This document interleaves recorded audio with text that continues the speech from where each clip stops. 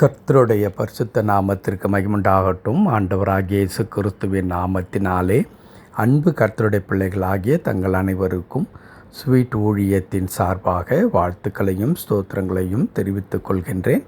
சங்கீதங்களின் புத்தகம் 103 சங்கீதம் 5வது வசனம். சங்கீதம் 103 வசனம் 5 முதற் பகுதி.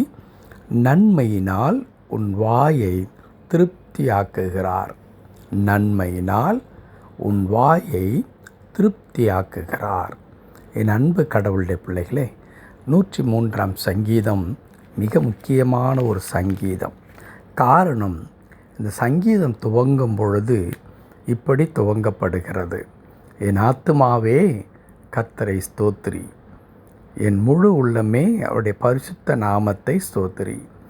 என் ஆத்துமாவே கர்த்தரை ஸ்தோத்திரி, அவர் செய்த சகல உபகாரங்களையும் மறவாதே. நம்முடைய ஆண்டவர் உபகாரங்கள், உதவியை, நன்மைகளை செய்கின்ற ஆண்டவராக இருக்கின்றார். கடவுளுடைய உதவி இல்லாமல் நம்முடைய வாழ்க்கையில் ஒன்றையும் நாம் பெற்றுக்கொள்ள முடியாது, ஒன்றையும் செய்யவும் முடியாது. என்னாலே அன்றி உங்களால் ஒன்றும் செய்யக்கூடாது என்று இயேசு கிறிஸ்து சொன்ன வார்த்தை புதிய ஏற்பாட்டு கிறிஸ்தவர்களுக்கு மாத்திரமல்ல, பழைய ஏற்பாட்டு கடவுளுடைய பிள்ளைகளுக்கும் அது சொந்தமாகவே, அது உண்மையானதாகவே இருந்தது.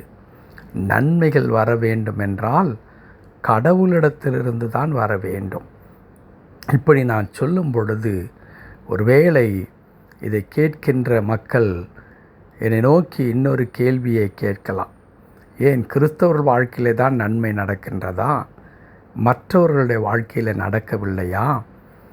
ஏன் கிறிஸ்தவர்களிலும் கஷ்டப்படுகிறவர்கள் இல்லையா என்ற கேள்வி எழக்கூடும்.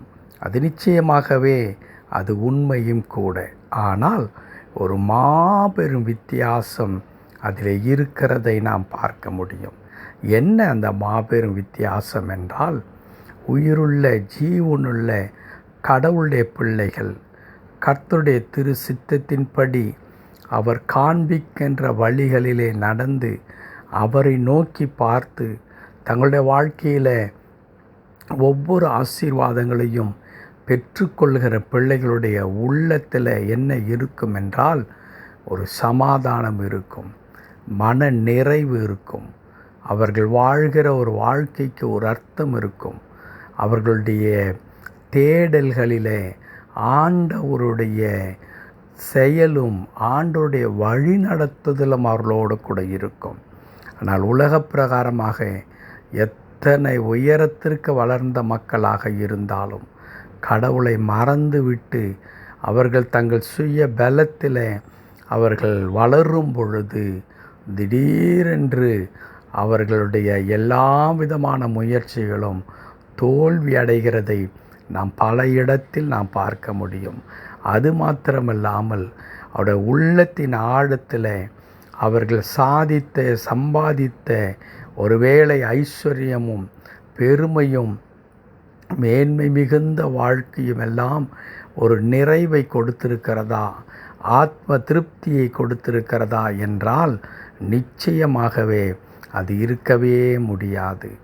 ஆகவே தான் நான் இங்கே குறிப்பிடுகின்றேன், கடவுள் ஒரு மனிதனை ஆசீர்வதித்தால் ஒழிய அந்த மனிதனுடைய வாழ்க்கை நிறைவு பெறவே பெறாது. இதை அறிந்த சங்கீதக்காரன் சொல்லி தருகின்றார்: அவர் செய்த சகல உபகாரங்களையும் நீ மறவாதே என்று சொல்லி. அவர் செய்கின்ற ஒவ்வொரு நன்மைகளையும் கடவுளுடைய பிள்ளைகள் எந்நாளும் நினைவில் வைத்திருக்கொள்ள வேண்டும். ஏன் நினைவில் வைத்திருக்கொள்ள வேண்டும்? அதை நினைவில் கொள்ளும் பொழுதெல்லாம் ஆண்டவருக்கு நன்றி செலுத்துகின்ற மக்களாக நாம் இருக்க வேண்டும். அன்பு கர்த்தருடைய பிள்ளைகளை, இப்பொழுதும் நாம் வாசித்த அந்த 103 சங்கீதத்தின் 5வது வசனத்தின் முதற் பகுதி என்ன சொல்லுகிறது? நன்மையினால் உன் வாயை திருப்தியாக்குகிறார். நன்மையினாலே நம்மை திருப்தியாக்குகின்ற கடவுளாக நம்முடைய ஆண்டவர் இருக்கின்றார். ஏன் இங்கே கடவுள் உன் வாயை திருப்தியாக்குகிறார் என்று சொல்ல வேண்டுமென்றால், வாயிலிருந்து தான் நமக்கு விண்ணப்பங்கள் பிறக்கிறது. வாயிலிருந்து தான் அபய குரல்கள் பிறக்கின்றது. வாயிலிருந்து தான் அவிசுவாசமான வார்த்தை பிறக்கிறது.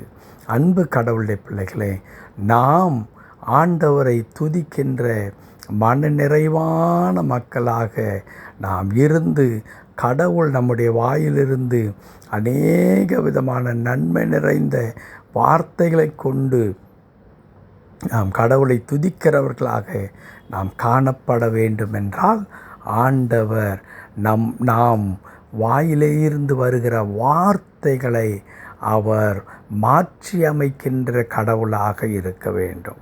அவையை விடும் பொழுது, கூக்குரல் இடும் பொழுது, ஆண்டவரே என் வாழ்க்கையில் ஏன் இப்படி என்று புலம்பும் பொழுது கடவுள் என்ன செய்கின்றார்? நம்முடைய புலம்பலை ஆனந்த களிப்பாக மாற்றுகின்றார். நான் இப்போ என் குறைவுகளை, தேவைகளை, பிரச்சனைகளை, என் வாழ்க்கையில் இருக்கிறதான கஷ்டங்களை, போராட்டங்களை நினைத்து புலம்பும் பொழுது அது வாயிலிருந்து தானே வருகிறது வார்த்தையாக. கடவுள் அந்த புலம்பலை அப்படியே மாற்றி அமைத்து ஆனந்த களிப்பாக, அப்படியென்றால் வாயிலே இருந்து துதிக்கிறவர்களாய், ஆர்ப்பரித்து கெம்பீரித்து பாடுகிறவர்களாக, சாட்சிகளை சொல்லுகிறவர்களாக, இனிமேல் எனக்கு என்ன குறை, கடவுள் எனக்கு எல்லாவற்றையும் கொடுத்திருக்கிறார், கடவுளுக்கு நன்றி என்று சொல்லுகின்ற மக்களாக ஆண்டவர் நம்மை மாற்றி போடுகிறார். ஆகவே தான் இங்கே சங்கீதக்காரன் சொல்லும் பொழுது, நன்மையினால் உன் வாயை திருப்தியாக்குகிறார் என்று சொல்லித் தருகிறார். இந்த வார்த்தை கேட்டுக்கொண்டிருக்கிற என் அன்பு கடவுளுடைய பிள்ளைகளே, ஒருவேளை உங்களுடைய நாவிலே இருந்து, உங்களுடைய வாயிலிருந்து வருகிற சொற்கள் எல்லாம் கண்ணீர் நிறைந்த சொற்களாக, கவலைகளையும் வேதனைகளையும் வெளிப்படுத்துகிற சொற்களாக அது இருக்குமானால், புலம்பலும் அழுகையுமே வாழ்க்கையாக இருக்குமானால், கடவுள் அந்த அழுகையை ஆண்டவர் பார்த்து கொண்டிருக்கிறார். உங்களுடைய கண்ணீரும் உங்களுடைய கவலையும் மனிதர்களுடைய பார்வையிலே மறைந்திருக்கலாம். ஆனால் உங்களுடைய உள்ளம் சுக்குநூறாய் உடைவதை, நீங்கள் வேலை செய்யும் பொழுது கூட வேலையில் கவனம் செலுத்த முடியாதபடிக்கு உங்களை சிறுமைப்படுத்தி கொண்டிருக்கிற, மனமடி வாங்கி கொண்டிருக்கிற, வேதனைப்படுத்தி கொண்டிருக்கிற அந்த கஷ்டங்கள் எல்லாவற்றையும் ஆண்டவர் பார்த்து கொண்டே இருக்கின்றார். உங்களுடைய உள்ளம் சுக்குநூறாய் உடைந்திருக்கிறதை கர்த்தர் காண்கிற கடவுளாக இருக்கின்றார். அன்றைக்கு ஆகாரின் கண்ணீரை கண்ட கடவுள் இன்றைக்கு உங்களுடைய கண்ணீரை, உங்களுடைய வேதனையை கடவுள் பார்க்கின்றார். அதை அப்படியே களிப்பாக மாற்றி போடுகின்றார். உங்கள் துக்கம் சந்தோஷமாய் மாறும் என்று சொன்ன கடவுள் உங்கள் வாயை கூட நன்மையினால் திருப்தியாக்கப் போகிறார்.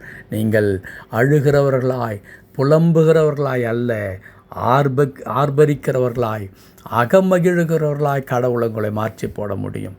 ஆகவே என் அன்பு கடவுளுடைய பிள்ளைகளே, நீங்கள் எதிர்பார்த்திருக்கின்ற அநேக காரியங்கள் உங்கள் வாழ்க்கையில், உங்களுடைய குடும்பத்தில் மாற வேண்டும் என்று சொன்னால், நீங்கள் அவைகளை நினைத்து புலம்ப வேண்டாம்.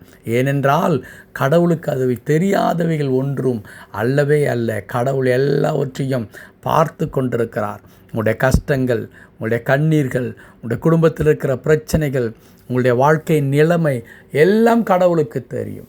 ஆகவே நீங்கள் என்ன செய்ய வேண்டும் என்றால், இதற்கு முன்பதாக கடவுள் நம்முடைய வாழ்க்கையில செய்திருக்கின்றாரே அநேக நன்மைகள், அந்த நன்மைகளை எல்லாம் நினைத்து ஆண்டவரை துதிக்க ஆரம்பியுங்கள். அப்பொழுது உடைய புலம்பல்கள் எல்லாம் மாறும். ஒரு நாளும் நீங்கள் புலம்புகிறவர்களாய் இல்லாமல், நீங்கள் அகமகிழ்கிறவர்களாய், ஆர்ப்பரிக்கிறவர்களாக கர்த்தர்களை மாற்றி போடுவார். தேவன் தாமே உடைய கண்ணீர்களை துடைத்து மகிழ்ச்சியினாலும் கிருபையினாலும் இடைகட்டி காத்துக்கொள்வாராக. ஆமென், ஆமென்.